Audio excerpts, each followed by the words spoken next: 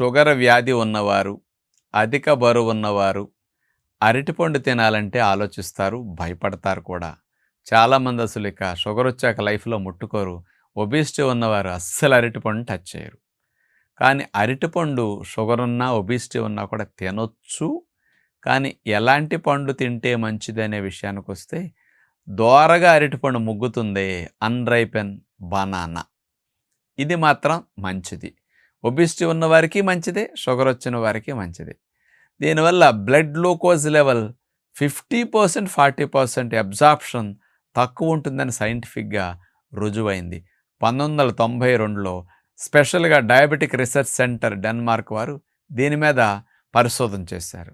ఎలాగంటే డయాబెటిస్ హైగా ఉన్న వారిని తీసుకుని ఒక 10 మందిని తీసుకుని వీళ్ళకి దోరగా పండిన అంటే కలర్ వచ్చి దోరగా ఉంటుంది చూసారు గట్టి